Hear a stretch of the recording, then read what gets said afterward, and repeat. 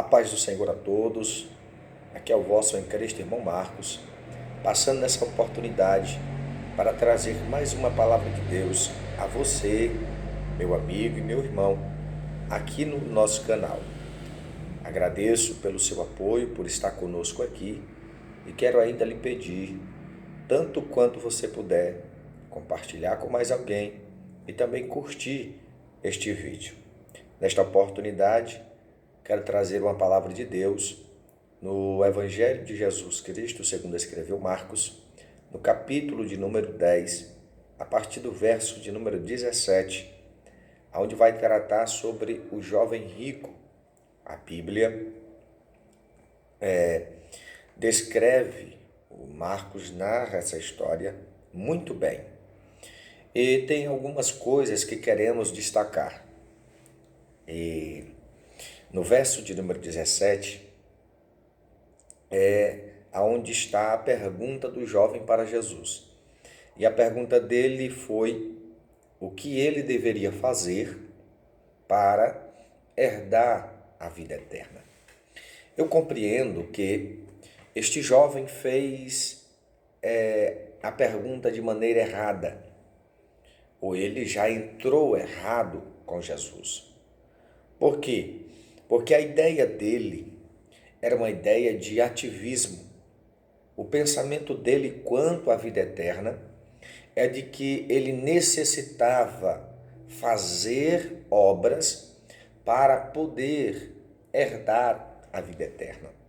E não é isso que nós aprendemos na Nova Aliança, não é isso que nós aprendemos nas páginas do Novo Testamento. Não é isso que nós aprendemos nos ensinamentos de Jesus e dos apóstolos. Nós aprendemos nos ensinamentos de Jesus e dos apóstolos que a salvação, ela não é pelas obras. As nossas obras não têm influência salvífica. As nossas obras não têm poder salvífico. As nossas obras não têm poder santificador, perdoador. As nossas obras diante de Deus, nesse sentido, elas são como trapos de imundícia. Então, ele pergunta o que deveria fazer. E nada, na realidade nada do que podemos fazer pode nos possibilitar a entrada no reino de Deus. Então eu compreendo que ele já entrou ou já fez a pergunta errada, e ele fez a pergunta errada pelo fato dele imaginar, pensar que funcionava assim. Então, nós aprendemos como? Nós aprendemos pelas páginas do Novo Testamento que a salvação, ela é unicamente pela fé. Pela fé. Paulo fala, por exemplo, aos Efésios, no capítulo 2, que sois salvos pela graça mediante a fé. Paulo fala aos Romanos, no capítulo 5, verso 1, justificados, pois, pela fé. Então, a salvação é pela fé em Jesus Cristo. A salvação é pela fé na pessoa gloriosa de Cristo. A salvação é pela fé no sacrifício expiatório de Cristo Jesus na cruz do Calvário.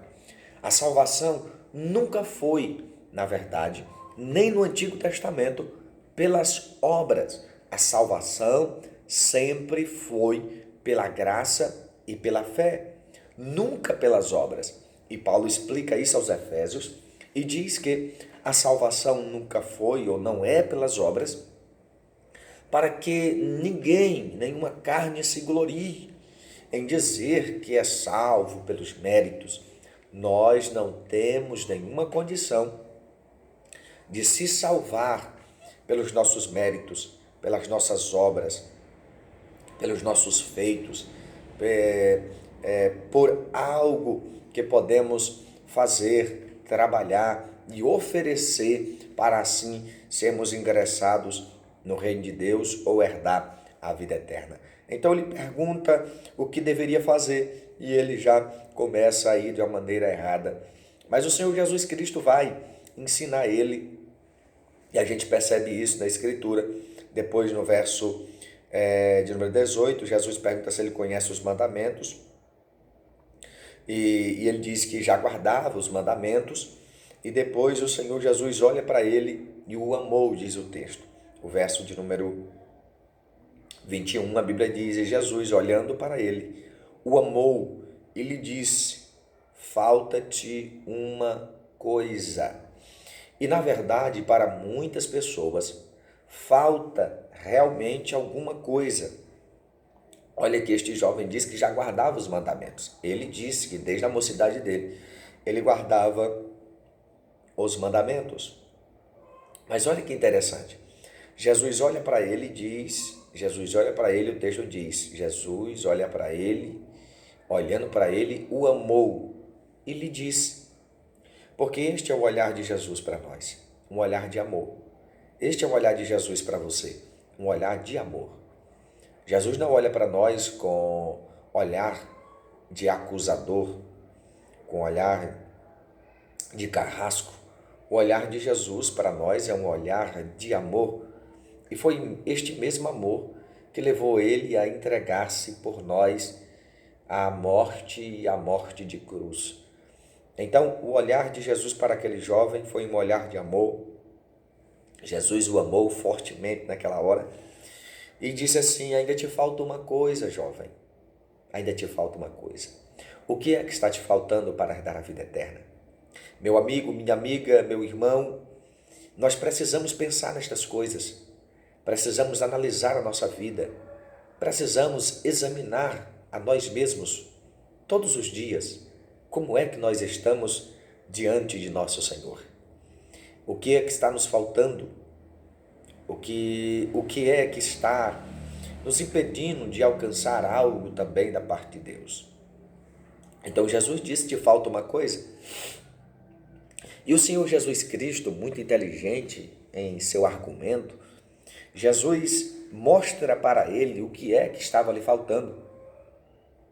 Este jovem tem um grave problema e Jesus lhe mostra qual é o seu problema de uma maneira muito inteligente. E olha só como foi que o Senhor fez. Como o Senhor fez. Verso 21, Jesus olhou para ele e lhe disse: falta-te uma coisa. O quê? Vai e vende tudo quanto tens e dá aos pobres, e terás um tesouro no céu. E vem e segue-me. Olha só, Jesus está dizendo para ele qual é o seu problema. E qual era o problema deste jovem, irmão? O problema deste jovem, primeiro, detalhe aqui, antes de falar do problema dele, ele era rico. Ele era rico. A Bíblia diz que ele possuía muitas propriedades. Ele era rico. Pronto. Então, qual era o problema dele? Era porque ele era rico? Não. Queremos destacar aqui que Jesus não é contra a riqueza. Jesus não é contra os ricos. Jesus, pelo contrário, ele abençoa, ele prospera e ele dá riqueza. Graças a Deus. Olha só, então qual é o problema deste jovem? O problema dele é que ele era apegado, ele era exageradamente servo de suas propriedades e riquezas. Ele era um rico avarento, ele era uma pessoa avarenta, ele era um homem cheio de ganâncias, ele era um homem cheio de amor pelas suas posses, pelo dinheiro, a ponto, de maneira que as suas riquezas lhe dominavam, a ponto de suas riquezas lhe prenderem na terra, a ponto de suas riquezas lhe ocultarem a visão espiritual. A riqueza, o dinheiro, as posses, a prosperidade financeira, ela é uma bênção, desde quando nós somos servidos por ela. Mas a partir do momento que nós nos tornamos servos do dinheiro, das riquezas, das posses, já é problema, já nos impede a visão, já nos impede a entrada no reino. E nós encontramos aqui e percebemos qual é o problema dele. E Jesus está dizendo para ele qual é o problema quando diz: tu vai e vende o que tu tem e dá aos pobres. E o versículo de número 22, a Bíblia diz que ele, contrariado com estas palavras, retirou-se triste, porque possuía muitas riquezas. Ele foi contrariado com estas palavras. Que palavras? Palavras de Jesus, palavras de vida eterna. Este jovem era muito apegado às suas propriedades, riquezas. Ele era muito apegado às coisas desta vida, de maneira a desprezar as palavras de vida eterna, de maneira a desprezar a vida espiritual, de maneira a desprezar o tesouro no céu. Jesus não queria ver este jovem pobre. Jesus não queria ver este jovem sem recursos. Jesus não queria ver este jovem mendigar o pão. Pelo contrário, olha só o que Jesus disse: tu vai, vende e dá aos pobres e terá um tesouro no céu. Quem tem tesouro é rico ou é pobre? Quem tem tesouro é rico. Jesus está prometendo para ele uma riqueza no céu. Jesus está prometendo para ele um tesouro no céu. Só que ele abriu mão do tesouro no céu pelo tesouro na terra. Ele abriu mão da promessa de Jesus do céu, de vida eterna, pelo curto período de vida e riqueza aqui na terra. Então este era o problema dele. O problema dele, o que estava faltando para ele era se desapegar da terra. O que estava faltando para ele era abrir mão da terra pelo céu. Era o que estava faltando para aquele jovem, era simplesmente ele amar a Deus a ponto de abrir mão da terra por Deus. O que estava faltando para aquele jovem era deixar de ser avarento, era deixar de amar as riquezas e amar a Deus.